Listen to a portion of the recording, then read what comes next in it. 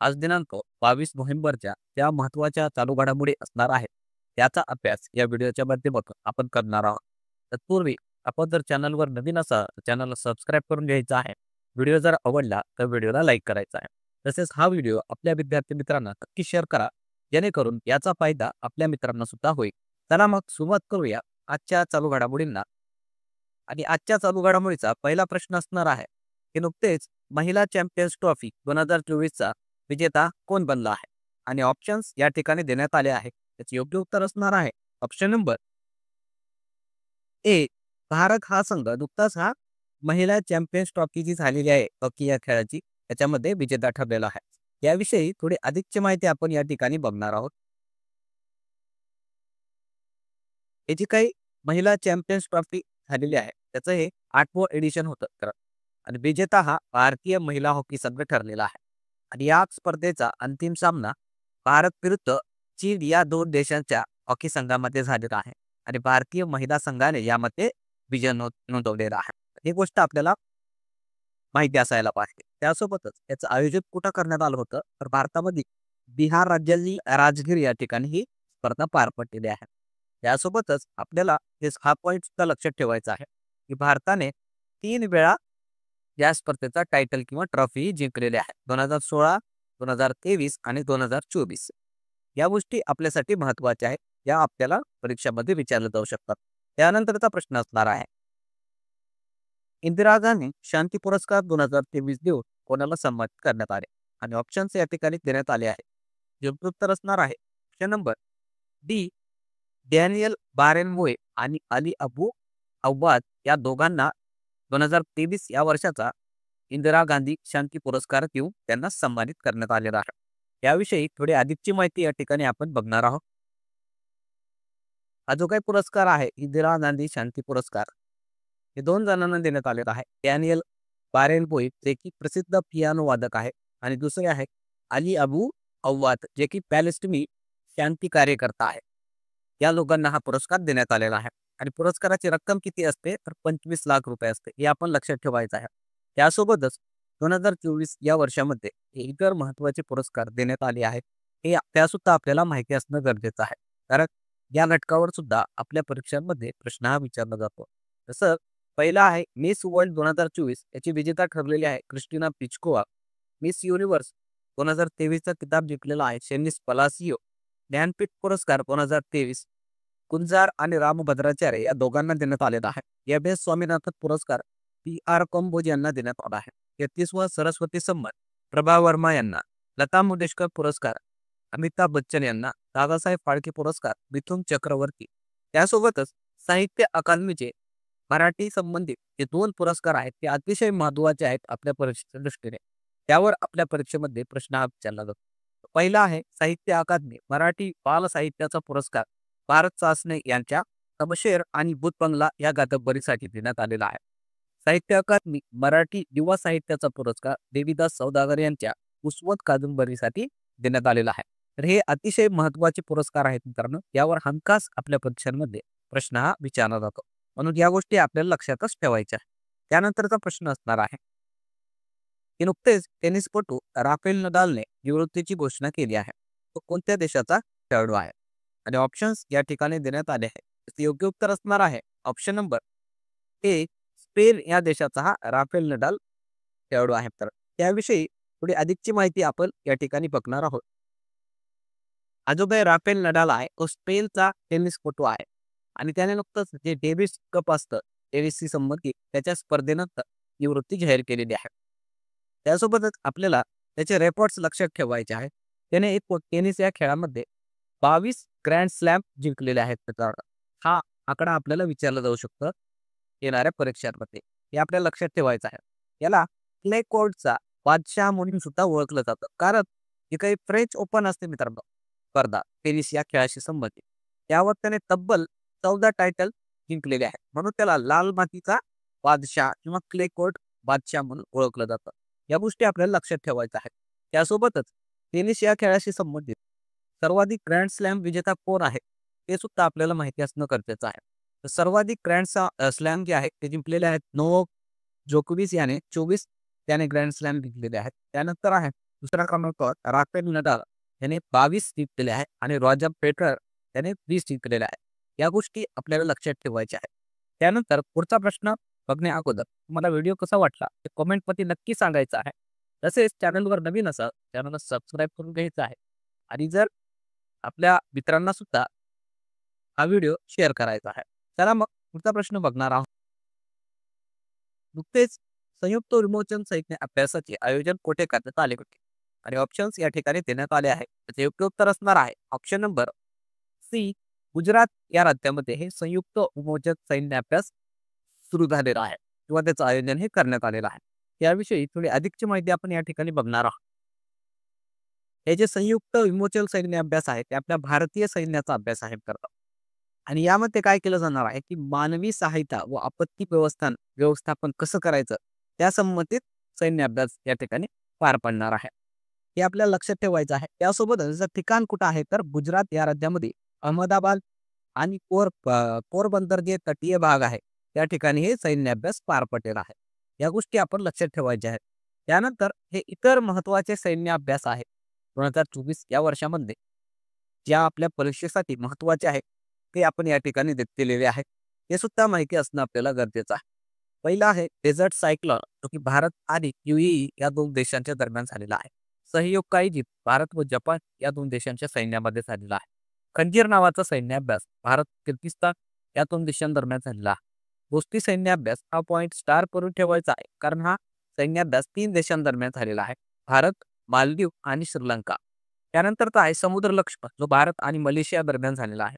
दस्टलिक नावाचा सैन्य अभ्यास भारत व उझबेकिस्तान, धर्मा गार्जियन भारत व जपान, तर्कश सैन्य अभ्यास भारत व अमेरिका, शक्ती सैन्य अभ्यास भारत व फ्रान्स, मित्रशक्ती भारत व श्रीलंका, वरुण नावाचा सैन्य अभ्यास भारत आणि फ्रान्स, अल नजाक सैन्य अभ्यास भारत व ओमान, गगनशक्ती भारतीय वायुसेनेचा हा सैन्य अभ्यास होता. त्यानंतर वायुशक्ती हा सुद्धा भारतीय वायुसेनेचा सैन्य अभ्यास होता. त्यानंतर आहे मिलान नावाचा सैन्य अभ्यास जे भारतीय नौदलाचा होता. या गोष्टी आपण लक्षात ठेवायच्या आहेत. वाटलं तर तुम्ही ते नोट डाऊन करून सुद्धा तुमच्याजवळ ठेवू शकता. त्यानंतरचा प्रश्न असणार आहे नुकतेच पंतप्रधान नरेंद्र मोदींना कोणत्या देशाचा सर्वोच्च सन्मान द ऑर्डर ऑफ एक्सलन्स देण्यात आलेला आहे आणि ऑप्शन्स या ठिकाणी देण्यात आले आहेत. योग्य उत्तर असणार आहे ऑप्शन नंबर बी, गयाना या देशाचा सर्वोच्च नागरी सन्मान आपल्या देशाच्या पंतप्रधान नरेंद्र मोदी यांना देण्यात आलेला आहे.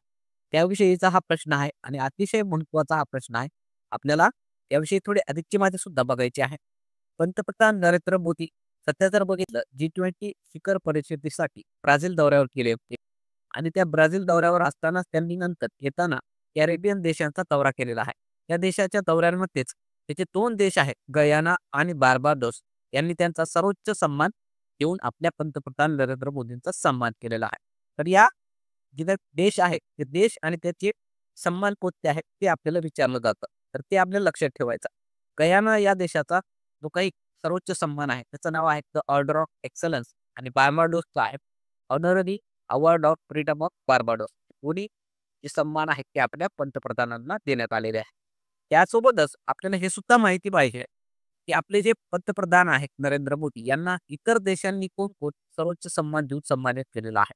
तर एकूण ते 10 देश आहेत आणि ही आत्ताचे 2 असे एकूण 12 देशांच्या देशांचे सर्वोच्च सन्मान नरेंद्र मोदी यांना दिलेले आहेत. तर ते कोणते आहेत इतर तर UK देशाचा सर्वोच्च सन्मान देण्यात आलेला आहे. फिजी देशाचा. त्यानंतर आहे पापुआ न्यू गिनी. 4थ्या क्रमांकावर आहे इजिप्त. 5वा आहे फ्रान्स. त्यानंतर आहे ग्रीस हा देश. त्यानंतर भूतानचा सुद्धा सर्वोच्च सन्मान देण्यात आलेला आहे. रशियाचा सुद्धा सर्वोच्च सन्मान देण्यात आलेला आहे. नायजेरिया आणि डोमिनिका असे एकूण 12 देशाच्या सर्वोच्च सन्मान देऊन आपल्या नरेंद्र मोदी यांना सन्मानित करण्यात आलेला आहे. यापैकी कशावरही आपल्या परीक्षेमध्ये विचारलं जाऊ शकतं म्हणून आपल्याला या देशांची नावं लक्षात ठेवायची आहेत. त्यानंतर पुढचा प्रश्न आपण बघणार आहोत. नुकतेच गरिबी व भुकेचे निर्मूलन करण्यासाठी कोणत्या देशाने गठबंधन सुरू केले आहे? ऑप्शन्स या ठिकाणी देण्यात आले आहे. योग्य उत्तर असणार आहे ऑप्शन नंबर ए, ब्राझील या देशाने गरिबी व भुकेचं निर्मूलन करता यावं म्हणून एक गट किंवा अलायन्स सुरू केलेला आहे. याविषयी थोडी अधिकची माहिती या ठिकाणी आपण बघणार आहोत. ब्राझीलचे राष्ट्रपती लुला दा सिल्वा यांनी काय केलं की G20 जे शिखर संमेलन झाले त्यांच्या देशामध्ये ब्राझील या देशामध्ये त्या ठिकाणी या ऑर्गनायझेशनची किंवा या गठबंधनाची घोषणाही केलेली आहे, ज्यामध्ये एकूण 82 देशातील आंतरराष्ट्रीय संघटना असतील, वित्तीय संस्था यांच्या सहित 148 सदस्य हे सहभागी झालेले आहेत. याचा उद्देश काय आहे की 2030 वर्षापर्यंत गरिबी आणि भुकेचं निर्मूलनासाठी अजून जास्त गती देणं, म्हणजे लवकरात लवकर गरिबी आणि भुकेचं निर्मूलन कसं करता येईल यासाठीचा हा उद्देश आहे. हा उद्देश आपल्याला लक्षात ठेवायचा आहे. त्यासोबतच G20 परिषदा कुठे कुठे झालेल्या आहेत वेगवेगळ्या वर्षांमध्ये ते आपल्याला विचारलं जातं. तर 2024 ची G20 परिषद ब्राझील या देशामध्ये झालेली आहे. 2023 ची अर्थात मागच्या वर्षीची भारत या देशामध्ये झालेली आहे. हे आपल्याला माहिती असायला पाहिजे. त्यासोबतच जी येणारी पुढच्या वर्षीची G20 परिषद असणार आहे ती दक्षिण आफ्रिका या देशामध्ये होणार आहे. हे अतिशय महत्त्वाचे पॉईंट्स आहेत, ते आपण लक्षात ठेवायचे आहे. त्यानंतरचा प्रश्न असणार आहे की भारतीय आंतरराष्ट्रीय चित्रपट महोत्सव 2024 चे आयोजन कुठे करण्यात आले आणि ऑप्शन्स या ठिकाणी देण्यात आले आहेत. योग्य उत्तर असणार आहे ऑप्शन नंबर बी, गोवा या ठिकाणी हे भारतीय आंतरराष्ट्रीय चित्रपट महोत्सव आयोजित करण्यात आलेला आहे. याविषयी थोडी अधिकची माहिती आपण बघणार आहोत. हा जो काही आंतरराष्ट्रीय चित्रपट महोत्सव आहे मित्रांनो, त्याचं आयोजन गोवा राज्यामध्ये झालेलं आहे आणि त्याचा कालावधी असणार आहे 20 ते 28 नोव्हेंबर आणि 55व्या क्रमांकाचं हे एडिशन असणार आहे. याच्यामध्ये 81 देशांचे एकूण 180 चित्रपट दाखवले जाणार आहे. ही माहिती आपल्यासाठी महत्त्वाची आहे, एवढं लक्षात ठेवायचं आहे. तसंच याच महोत्सवामध्ये ऑस्ट्रेलियाचे जे फिलिप नॉयस आहेत त्यांना सत्यजित रे लाईफ टाईम अचिव्हमेंट पुरस्कार देऊन त्यांचा गौरव करण्यात येणार आहे. तर हे नाव लक्षात ठेवायचं आहे आपल्याला. त्यानंतर पुढचा प्रश्न असणार आहे की वर्ल्ड टॉयलेट डे कधी साजरा करण्यात आले आणि ऑप्शन्स या ठिकाणी देण्यात आले आहेत. योग्य उत्तर असणार आहे ऑप्शन नंबर ए, 19 नोव्हेंबर या दिवशी वर्ल्ड टॉयलेट डे जगभरामध्ये साजरा करण्यात येतो. तर त्याविषयी थोडी अधिकची माहिती आपल्याला बघायची आहे. दरवर्षी 19 नोव्हेंबरला हा वर्ल्ड टॉयलेट डे साजरा करण्यात येतो. याच पार्श्वभूमीवर आपल्या भारत सरकारनं काय केलंय, एक अभियान सुरू केलेलं आहे. तर या अभियानाचं नाव लक्षात ठेवायचं आहे, हमारा शौचालय हमारा सम्मान. आणि हा जो काही अभियान आहे 3 आठवड्यांसाठी सुरू राहणार आहे. तर हे आपल्या तेवढ्या गोष्टी लक्षात असायला पाहिजे, हे विचारलं जाऊ शकतं. त्यासोबतच एक अजून स्वच्छ भारत अभियान आहे, त्यावर प्रत्येक परीक्षांमध्ये प्रश्न हा विचारला गेलेला आहे. त्याची सुरुवात कधीच आहे तर ते सुद्धा आपण लक्षात ठेवायचं आहे. 2 ऑक्टोबर 2014ला स्वच्छ भारत मिशनची सुरुवात झालेली होती. त्यानंतर कालच्या ज्या काही घडामोडी होत्या त्याचा एकदा आपण क्विक रिव्हिजन या ठिकाणी करणार आहोत. काल आपण पहिला प्रश्न घेतला होता की भारताचे नवीन कॅग अर्थात कंट्रोलर ऑडिटर जनरल कोण बनले आहे आणि याचं उत्तर होतं ऑप्शन नंबर ए, के संजय मूर्ती हे भारताचे नवीन कॅग बनलेले आहेत. त्यानंतरचा प्रश्न आपण बघितला होता की नुकतेच स्पेसएक्स कडून भारताच्या उपग्रहाचे एक प्रक्षेपण हे करण्यात आले, त्याचे नाव काय आहे आणि याचं उत्तर होतं ऑप्शन नंबर ए, GSAT-A2 असं त्याचं नाव होतं. याविषयी कालच्या व्हिडिओमध्ये आपण डिटेलमध्ये अभ्यास केलेला आहे. त्यानंतरचा प्रश्न आपण घेतला होता की नुकतेच टाटा स्टील केस इंडिया ब्लिट्सचा किताब कोणी जिंकला आणि याचं उत्तर होतं ऑप्शन नंबर बी, मॅग्नस कार्लसन हा किताब जिंकलेला आहे. त्यानंतरचा प्रश्न आपण बघितला होता की नुकतेच 14वी सिनियर नॅशनल हॉकी चॅम्पियनशिप 2024 चा विजेता कोण ठरला आणि याचं उत्तर होतं ऑप्शन नंबर सी, ओडिशा हा राज्य या चॅम्पियनशिपमध्ये विजेता ठरलेला आहे. त्यानंतरचा प्रश्न आपण बघितला होता केंद्रीय निवडणूक आयोगाकडून उमेदवारांची माहिती जाणून घेण्यासाठी कोणते ॲप लॉन्च केले आहे आणि याचं उत्तर होतं ऑप्शन नंबर बी, KYC अर्थात नो युअर कॅन्डिडेट असं त्याचं नाव होतं आणि याविषयी कालच्या व्हिडिओमध्ये आपण डिटेलमध्ये एक्सप्लेनेशन हे दिलेलं आहे. त्यानंतर पुढचा प्रश्न आपण बघितला होता की नुकतेच विश्व मृदा संमेलन 2024 चे आयोजन कुठे करण्यात आले आणि याचं उत्तर होतं ऑप्शन नंबर ए, नवी दिल्ली. त्यानंतरचा प्रश्न आपण घेतला होता की नुकतेच उमादास गुप्ता याचे निधन झाले, त्यांचा संबंध कोणत्या क्षेत्राशी होता आणि याचं उत्तर होतं ऑप्शन नंबर बी, हे अभिनेत्री होत्या मित्रांनो आणि चित्रपट सृष्टीशी त्यांचा संबंध होता. याविषयी डिटेलमध्ये कालच्या व्हिडिओमध्ये आपण अभ्यास केलेलाच आहे. त्यानंतर काल आपण होमवर्क क्वेश्चन दिला होता. तो होमवर्क क्वेश्चन असा होता की राष्ट्रीय महिला आयोगाच्या अध्यक्षपदी कोणाची नियुक्ती करण्यात आली आहे आणि याचं उत्तर आहे बऱ्याचशा विद्यार्थ्यांनी कॉमेंटमध्ये दिलेलं आहे. अतिशय सुंदर प्रकारे सर्व विद्यार्थ्यांनी याचं उत्तर दिलेलं आहे. त्यामधील एक आपली विद्यार्थिनी आहे पल्लवी कचवे, यांनी अतिशय चांगल्या प्रकारे या पल्लवींनी उत्तर हे कॉमेंटमध्ये दिलेलं आहे, अतिशय डिटेलमध्ये. अशाच प्रकारे मित्रांनो सर्व विद्यार्थ्यांनी तुम्ही कमेंटचं उत्तरे देत चला. यामुळे तुमचं रिव्हिजन होणार आहे आणि त्या गोष्टी अजून चांगल्या प्रकारे तुमच्या लक्षात राहणार आहे. अभिनंदन पल्लवी पचवे यांचं पुन्हा एकदा. चला मग ज्यांना उत्तर माहिती नाही त्यांना उत्तर सांगणार आहोत. त्याचं उत्तर असणार आहे ऑप्शन नंबर बी. विजया रहाटकर या राष्ट्रीय महिला आयोगाच्या नवीन अध्यक्ष म्हणून नियुक्त करण्यात आलेले आहेत. त्यानंतर आजचा होमवर्क क्वेश्चन असणार आहे 54वा दादासाहेब फाळके पुरस्कार कोणाला जाहीर झाला आहे आणि याचं ऑप्शन्स या ठिकाणी आपण दिले आहे. याचं उत्तर आहे सर्व विद्यार्थी मित्रांनी कॉमेंटमध्ये द्यायचा. अतिशय सोपा प्रश्न आहे आणि सर्व विद्यार्थ्यांना याचं उत्तर येणार आहे याची मला खात्री आहे. बघूया मग किती विद्यार्थी आहेत की जे या प्रश्नाचं उत्तर देतात. चला थांबूया मग पुन्हा भेटूया एका नवीन व्हिडिओसह. व्हिडिओ जर आवडला तर व्हिडिओला लाईक करायचा आहे.